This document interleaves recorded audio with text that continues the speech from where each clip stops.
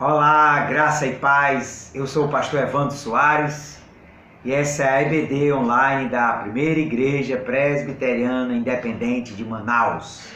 Nós estamos estudando o tema Jesus o Nazareno, traços biográficos apaixonantes e desafiadores de Jesus de Nazaré.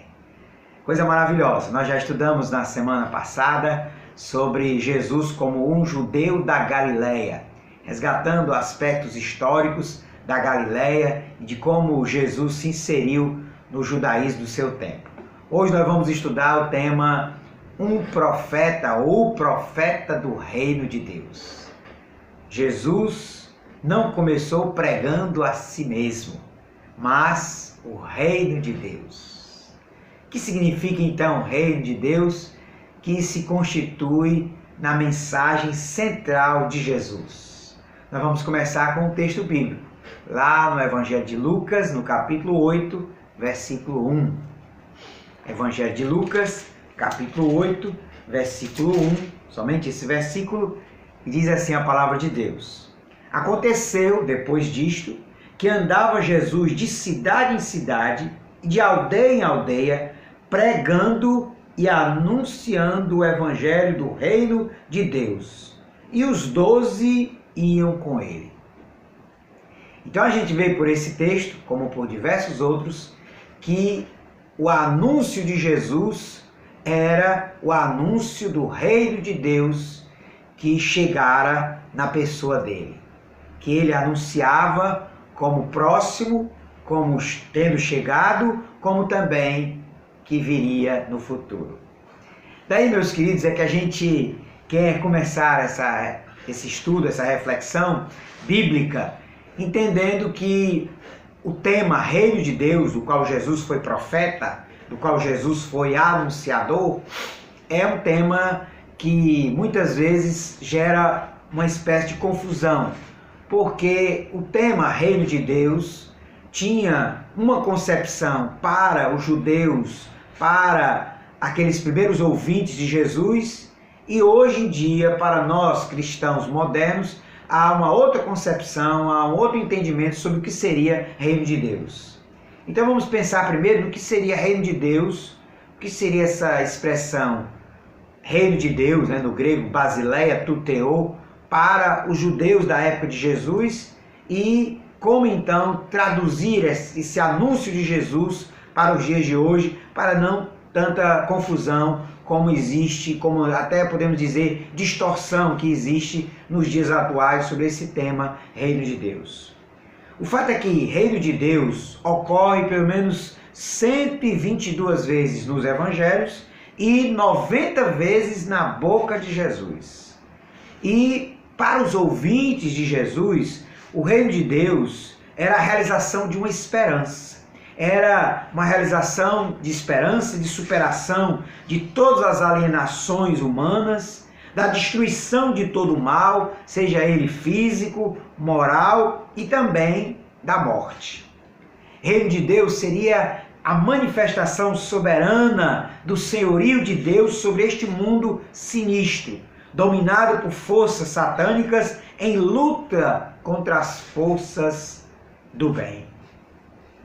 O anúncio de Jesus, do reino de Deus, na cabeça então daqueles primeiros ouvintes, judeus ali da Galileia, de todas aquelas cidades e aldeias que ele pregava e anunciava, tinha essa concepção. O reino de Deus como superação de todo o mal, reino de Deus como libertação de todos os males que a humanidade sofria. E aí nós podemos fazer uma ponte e entender que hoje a concepção que muitos cristãos têm acerca do reino de Deus é uma concepção espiritualizada. É uma concepção de um reino somente para após a morte, de um reino do além, do céu. E aí a concepção cristã muitas vezes espiritualiza e a gente precisa então, se quisermos entender a mensagem de Jesus acerca do reino de Deus e o seu caráter profético, como profeta do reino de Deus, nós precisamos né, assim, de alguma forma, pensar sobre essas duas concepções. Uma concepção globalizante, universal, do reino de Deus, como a libertação de todo o mal, que já se concretiza, né, na história, a realização de uma esperança, e, por outro lado, uma concepção espiritualizada de um reino de Deus que vai acontecer quando morrermos, quando todos formos para o céu, e aí lá Deus reina. Então, meus queridos, o tema do reino de Deus é interessante lembrar. Ele não é original de Jesus. Jesus não foi o primeiro a falar sobre o reino de Deus. Daí o seu caráter profético, porque os profetas que o antecederam, Isaías, Ezequiel, Miqueias, falaram acerca do reino de Deus. Falaram acerca do reino de Deus. Bem como também salmistas, do Salmo de número 93 até o Salmo de número 99, são salmos que falam do reinado de Deus sobre a terra, sobre o povo de Deus. Mas eu quero destacar sobretudo a palavra dos profetas. Isaías, capítulo 52, versículo 7, é um texto profético quando Isaías falava acerca do reino de Deus. Diz assim, Isaías 52, 7. Que formosos são sobre os montes os pés do que anuncia as boas novas, que faz ouvir a paz, que anuncia coisas boas, que faz ouvir a salvação, que diz a Sião, o teu Deus reina. O outro texto que também gostaria de destacar, profético, é Miqueias, capítulo de número 4, né, quando o profeta Miqueias fala do reinado de Deus sobre todo o povo israelita. Então, no texto de Miqueias, capítulo 4, diz assim: mas nos últimos dias acontecerá que o monte da casa do Senhor será estabelecido no cimo dos montes, e se elevará sobre os outeiros, e para ele afluirão os povos. Irão muitas nações e dirão, vinde, e subamos ao monte do Senhor e à casa do Deus de Jacó, para que nos ensine os seus caminhos, e andemos pelas suas veredas, porque de Sião procederá a lei, e a palavra do Senhor de Jerusalém. Versículo 3. Ele julgará entre muitos povos, e corrigirá nações poderosas e longínquas.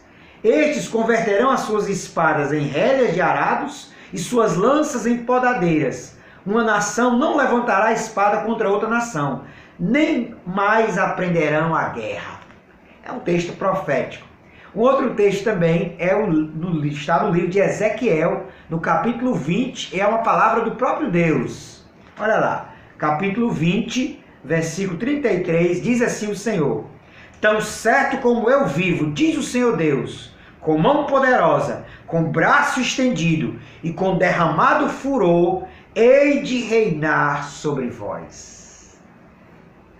São diversos textos que mostram para nós que havia uma expectativa acerca do reino de Deus, que os profetas falaram acerca desse reino de Deus que haveria de acontecer na história humana. E então vem Jesus e anuncia, né, que o reino de Deus se tornou uma realidade presente e ao mesmo tempo futuro. Por isso é que o anúncio de Jesus lá no Evangelho de Marcos, capítulo 1, versículo 15, ele diz, né? Arrependei-vos, porque está próximo o reino de Deus. Arrependei-vos e crede no Evangelho, porque está próximo o reino dos céus, ou o reino de Deus. Em Lucas, no capítulo 11, versículo de número 20, também há uma palavra, né? Quando se diz assim: se, porém, eu expulso os demônios pelo dedo de Deus, certamente é chegado o reino de Deus sobre vós. Então, nós temos que Jesus anuncia, no início do seu ministério, a proximidade do reino.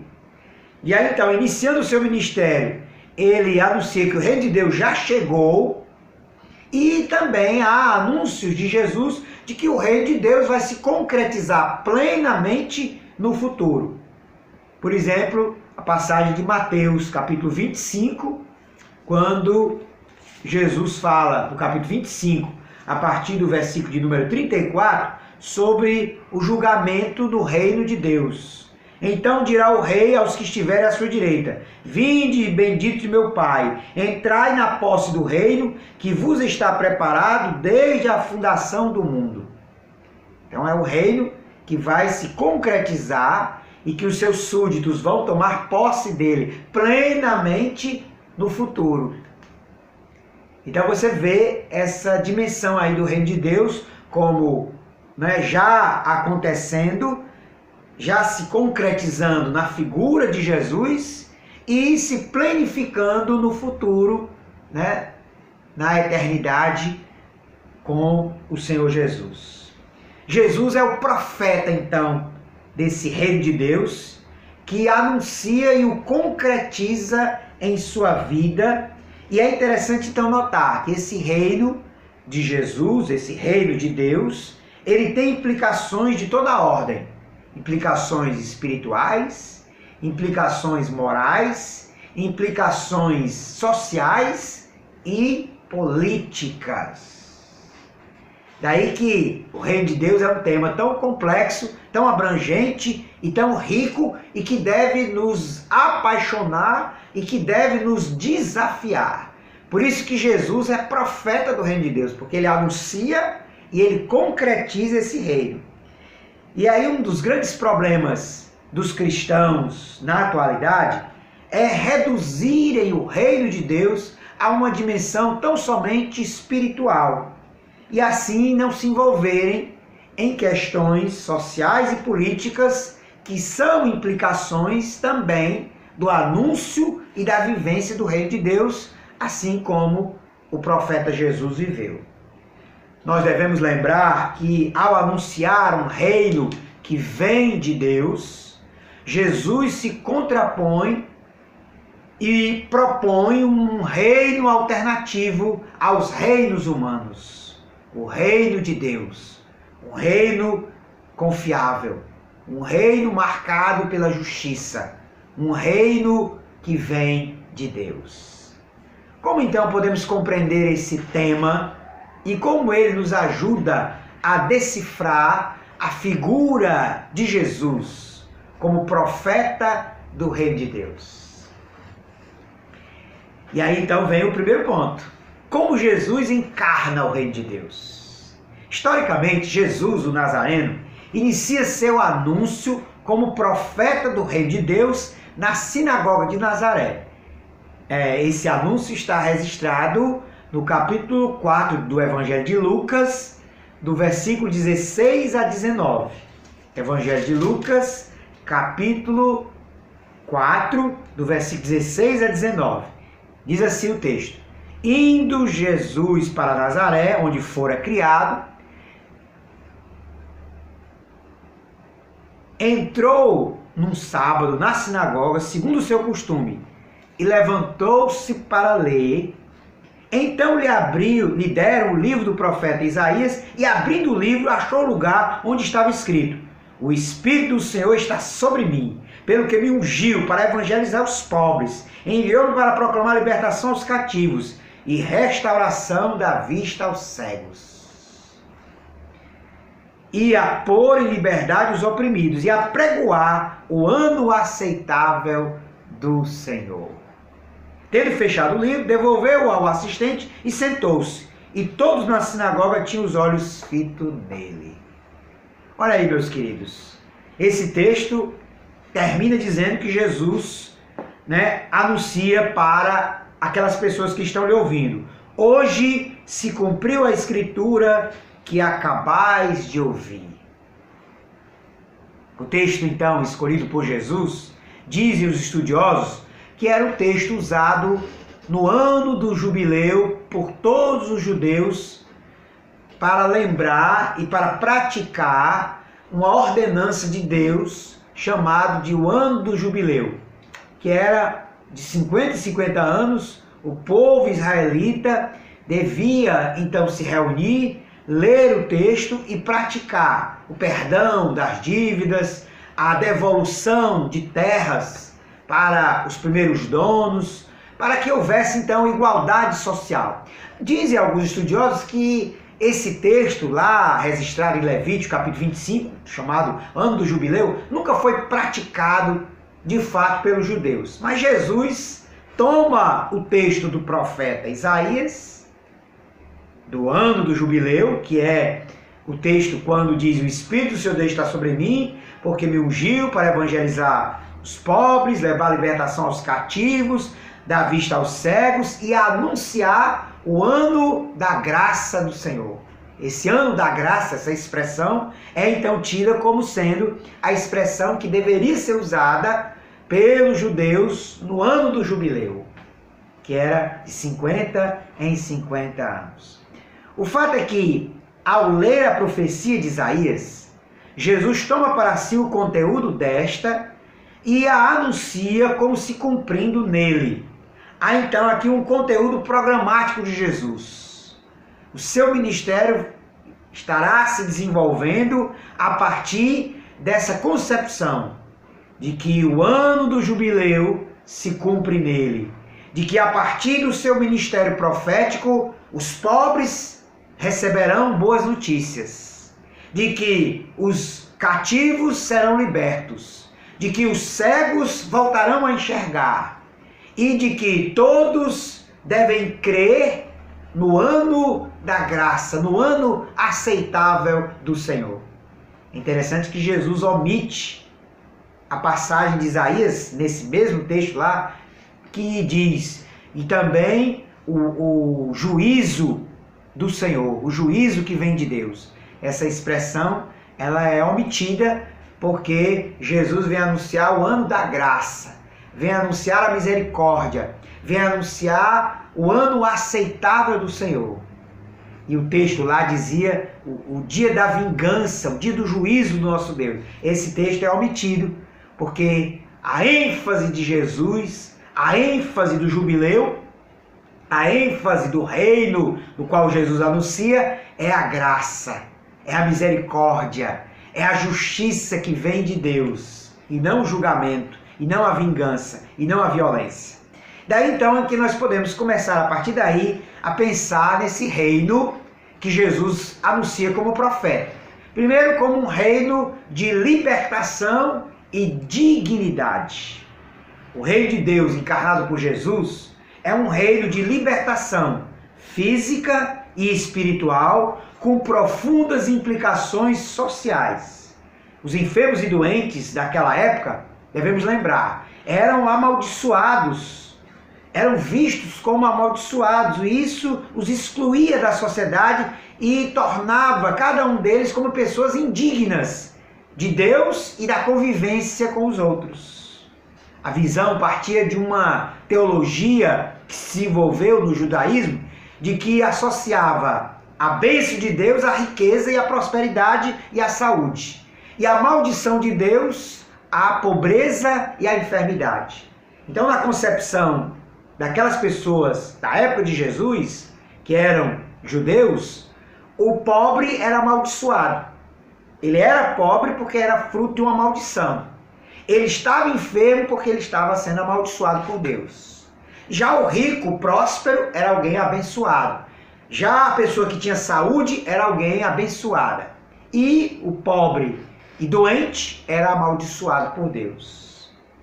Daí Jesus vem e anuncia um reino, o reino de Deus, e concretiza esse reino de Deus curando muitos enfermos. Há diversas passagens que mostram que Jesus curou muitos e muitos enfermos. João chega até a usar, né, uma metáfora, uma figura de linguagem, né, chamado um eufemismo. Não, ele usa outra figura de linguagem quando ele diz que se tudo que Jesus fez e anunciou, né, as curas, todas as obras de Jesus fossem escritas do mundo todo, não daria para escrever, né, todos os livros que Jesus fez.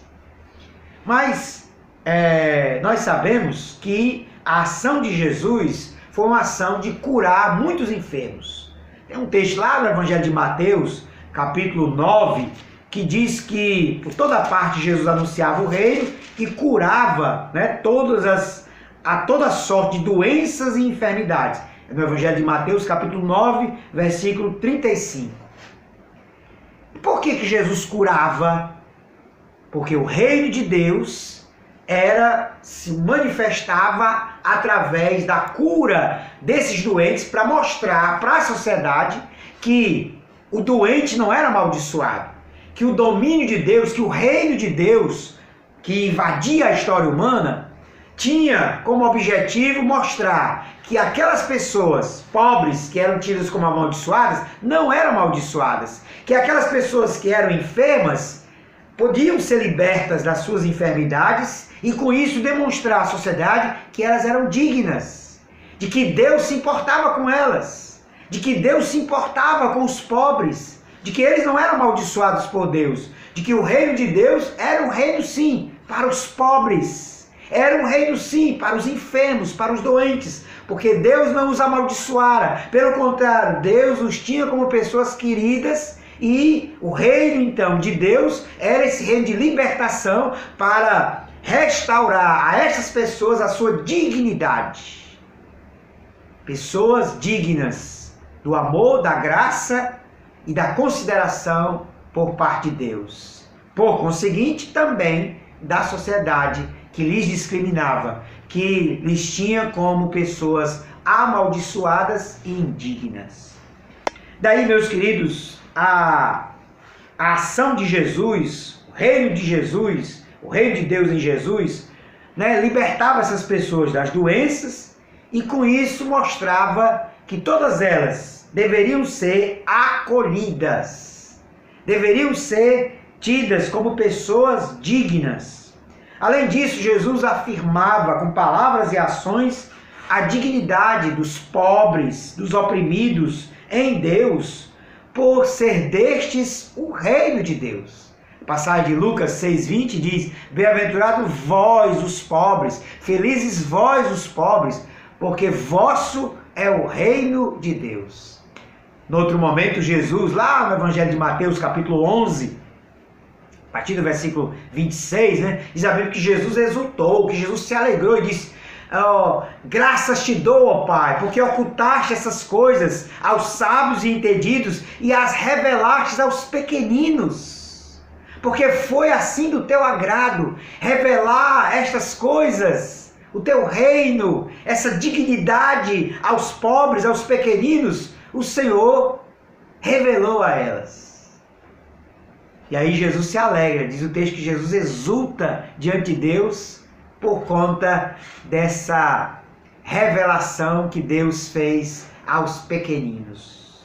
O reino, então, de Deus é esse reino de libertação e dignidade. Mas há uma segunda também questão que nós podemos levantar como reino de Deus, que Jesus, como profeta, anuncia e vivencia. É que o reino de Deus, na concepção de Jesus, era também um reino de bondade e compaixão. Bondade e compaixão. O reino também se manifesta na visão de Jesus como um reino de bondade, porque Deus é um rei, é aquele que manifesta a sua bondade e compaixão. Mas é interessante notar que Jesus nunca se refere a Deus como rei, muito embora ele seja. E o Jesus anuncia o reino de Deus. Mas Jesus prefere usar o outro termo quando apresenta o reino de Deus e quando apresenta a figura de Deus para os seus ouvintes. Jesus usa a expressão Pai. Deus é o Abba, Deus é o Pai. É o Pai. E essa expressão Abba era a expressão tirada do mundo infantil do judaísmo, quando a criança judaica, a criança judia, chamava então o seu pai de Abba, de paizinho, de papai. Era uma expressão balbuciada pelas crianças daquela época. E Jesus então toma essa expressão e diz: o rei do reino de Deus que eu apresento a vocês é o Abba, é o papai, é o paizinho. Isso porque Jesus quer realçar a bondade e a compaixão de Deus. Deus é esse Pai todo amoroso. Deus é esse Pai de toda bondade, que faz surgir, o sol sobre bons e maus. Jesus apresenta a esse Deus do reino de Deus como sendo um Pai de infinita bondade e compaixão, que ama incondicionalmente. Evangelho de Lucas, capítulo 6, versículo 35 a 36, Jesus ensina que nós devemos amar os nossos inimigos, e ele então toma como exemplo o Pai. Ele diz assim: amai, porém, os vossos inimigos, fazei o bem e emprestai, sem esperar nenhuma paga. Será grande o vosso galardão e sereis filhos do Altíssimo. Pois ele, o Pai, é benigno até para com os ingratos e maus. Sede misericordiosos, como também é misericordioso o vosso Pai. A concepção que Jesus tem e apresenta aos seus seguidores de Deus e do Deus desse reino de Deus é de um Pai que é misericordioso, que é benigno, que é bondoso até para com os ingratos e maus.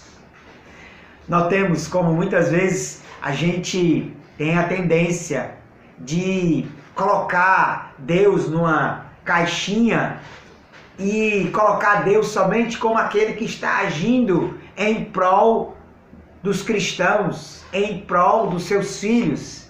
E aí Jesus apresenta aqui nesse texto esse Deus que é todo bondade e compaixão, que é benignidade, que é benigno, de tal modo que ele age com benignidade, com bondade, até para com os ingratos e maus.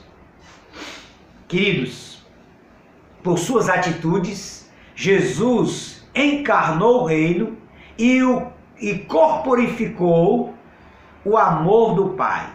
Se aproxima daqueles que todos evitavam, como os pobres, pecadores públicos, chamados publicanos, os leprosos, as meretrizes, em uma palavra, dos marginalizados social e religiosamente, não é por um mero espírito humanitário, mas porque Jesus historifica a atitude amorosa e compassiva do Pai em seu reino.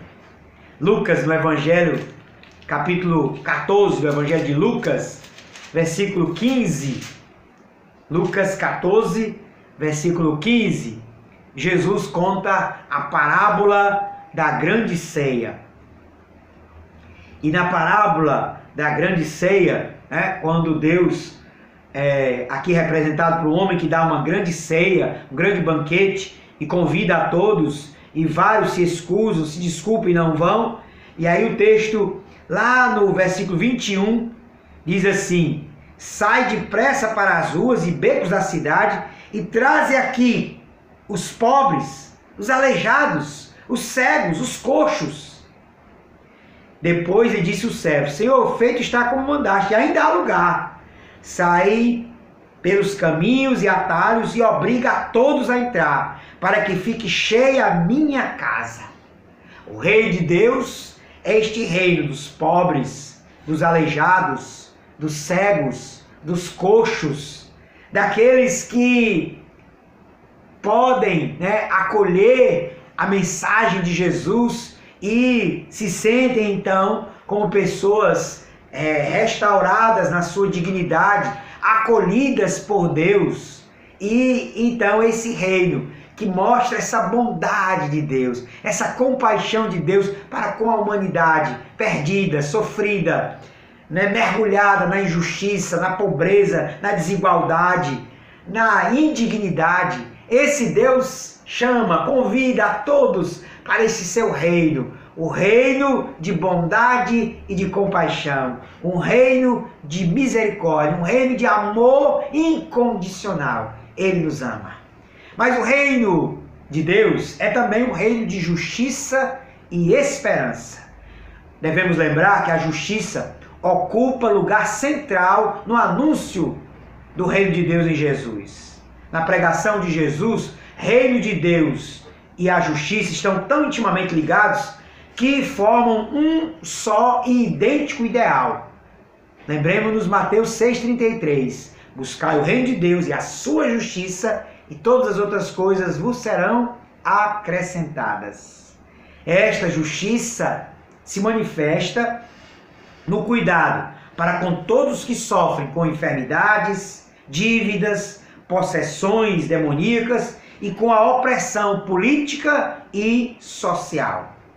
Marcos, capítulo 12, versículo 17, é uma passagem quando nós encontramos Marcos 12, 17, Jesus questionando a tributação que era dada a César. Uma famosa passagem de difícil interpretação, mas que nos últimos tempos tem sido interpretada pela maioria dos estudiosos como Jesus relativizando o poder de César e a alta tributação que era cobrada dos judeus de toda a Galileia. Disse-lhe Jesus então: dai a César o que é de César e a Deus o que é de Deus. E muitos se admiraram dele. É interessante que esse texto é um texto de difícil interpretação, mas a maioria dos estudiosos na atualidade entendem que Jesus aqui está relativizando o poder de César, porque se César tem a sua figura na moeda, Deus tem, a sua imagem em todo o ser humano. E aí então, dai a César o que é de César. Sim, vocês podem até dar o tributo, pagar o tributo a César, mas dá a Deus o que é de Deus, a vida, a dedicação, a consagração a Deus. E também a ideia de que César tem direito a tributo, Deus tem muito mais direitos à vida humana. E essa passagem dá a entender de que há um questionamento, porque essa foi uma das acusações que os judeus fizeram diante do Sinédrio a Jesus e diante de Pilatos, quando disseram: ele nos ensina a não pagar tributo a César. A partir dessa passagem aqui. Mas voltemos, o reino de Deus é um reino de justiça e esperança, porque Jesus manifesta a justiça de Deus e incita os seus seguidores a também promoverem a justiça.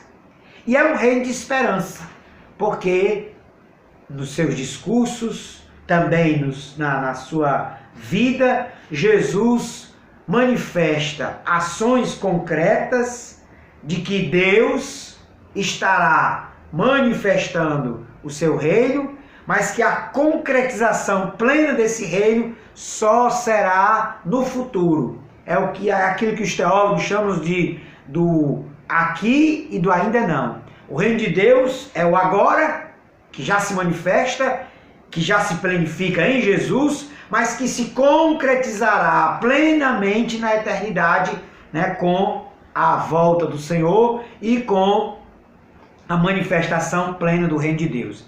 Mas isso não deve nos tirar da responsabilidade de concretizar, dar prosseguimento ao profetismo de Jesus, sinalizando o reino de Deus nesta terra, nesse mundo e na nossa história.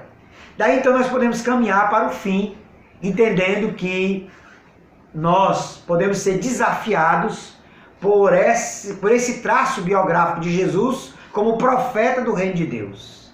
Então, o que isso nos desafia? Esse traço biográfico de Jesus é extremamente desafiador para os cristãos e para a igreja na atualidade. Nós precisamos resgatar esse caráter profético de Jesus na nossa sociedade moderna, onde reina a injustiça e a desigualdade. Os milhões de pobres, famintos e necessitados estão aguardando ouvir a voz profética dos seguidores do profeta do reino de Deus, promovendo então sinais do reino neste mundo. E aí eu quero trazer para todos nós uma palavra o saudoso bispo anglicano Robson Cavalcante, ele escreveu um artigo muito interessante, ainda na década de 90, intitulado Venha o Teu Reino, na revista Ultimato. Depois foi publicado um livro dele chamado A Utopia Possível, onde ele traça pelo menos 7 desafios para os cristãos atuais, desafios estes que nos vêm através do ministério profético de Jesus.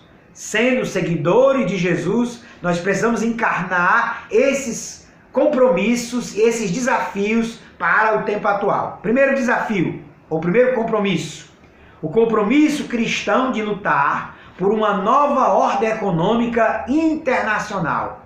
Toda a terra, a toda a terra, para todos da terra. Toda a terra, o todo da terra, para todos da terra.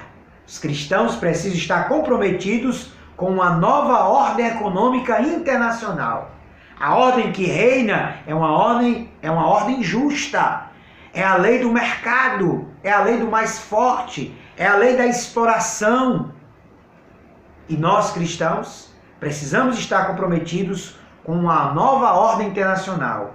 Toda a terra, o todo da terra, para todos da terra. Segundo, cristãos não somente na vanguarda da paz, mas na vanguarda da batalha ecológica em defesa da natureza agredida. Compromisso ecológico de todos os cristãos. Cristãos empenhados no esclarecimento e no apoio aos fracos e no enfrentamento dos bandidos, mas principalmente em respostas existenciais que tornam os tóxicos dispensáveis. É a luta que nós cristãos também precisamos nos empenhar. Cristãos comprometidos com a causa da igualdade de todos os seres humanos, criados todos à imagem e semelhança de Deus, dotados de dignidade, vítimas do pecado e da discriminação. Quantas pessoas têm sofrido com racismo? Quantas pessoas têm sofrido com discriminação? Nós cristãos precisamos estar comprometidos com estas pessoas e com a luta pela superação da desigualdade, do racismo, da discriminação. Cristãos brasileiros que não se alegram com as injustiças, nem se aliam com os opressores, mas se comprometem com a causa dos oprimidos na luta por transformações estruturais profundas. Cristãos comprometidos com a renovação e reforma da igreja, que a levem a uma verdadeira contextualização, relevância e profetismo, sinalizando o reino de Deus neste mundo. Necessitamos de uma igreja que recupere seu caráter profético na sociedade e veja os enormes desafios que o mundo atual nos apresenta como oportunidade de anúncio e vivência do reino de Deus. Queridos, nós queremos então concluir esse estudo, esta reflexão.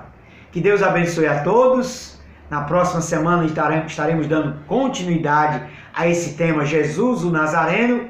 Que Deus abençoe a todos nós e que nós possamos recuperar, resgatar cada vez mais o ministério profético da igreja nos passos do profeta do reino de Deus. Amém. Deus abençoe.